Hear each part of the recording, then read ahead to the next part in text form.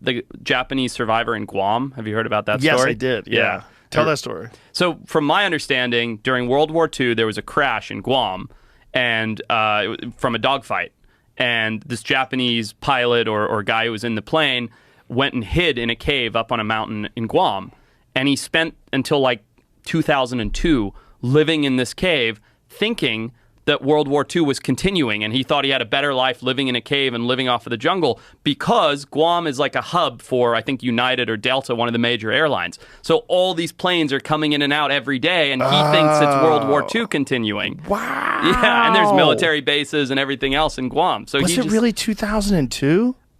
Jamie would have to look, but it was very recent. Like the 80s or something. I didn't know it was like that's he must have been old as fuck. Yeah, he was like in his 70s or so. I don't. I'm probably getting the date wrong. We'll but find it. But yeah, still, that's so crazy. But can you imagine? How would you know? How would you know? And what if you fucked up and went in too early? Right. You know, and then it is still World War II, and they shoot you. Exactly. You just hang out for another year. Yep. Just I'll spend a couple more days in the cave.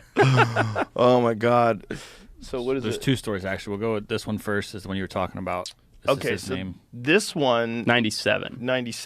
Oh, well, died in 97. He died in 97. Yeah. So years of service 41 to 45, and then it says 1972. I guess. Do you see that? 28 years of hiding in the jungles of Guam.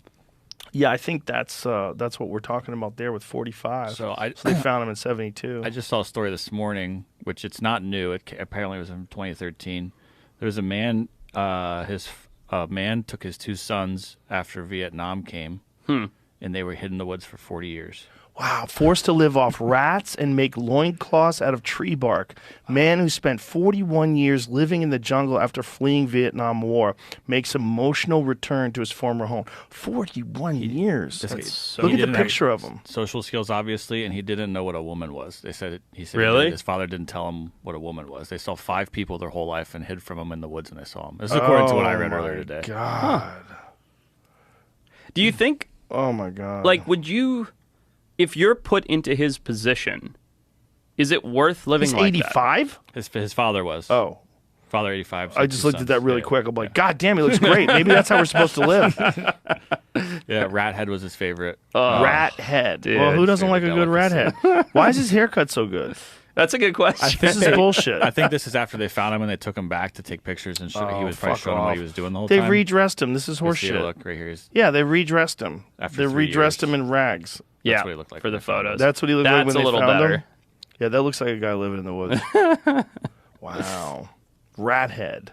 He's eating rat heads. What does it say? His son was killed? What does it say? I'm not sure. One day his wife and two of his sons were killed by a mine explosion, putting him in a state of shock. Took his 2-year-old son and fled into the jungle, thereafter never having any contact with anyone else. The pair survived by foraging fruit and cassava from the forest and planting corn. They wore loincloths made of tree bark and lived in a timber hut raised 5 meters above the ground. Cassava is not the stuff that you need to boil and filter and strain. No. What am I thinking of? That's the other probably stuff. Taro. Taro root. Is that what it is? Yeah, cassava is like a potato, basically. Right, yeah. right. What is the one that like actually has strychnine in it? It's very common in the jungle of Central America and South America. I think taro is what you're referring to because it's very starchy and basically inedible until you boil it down. Is that what it is?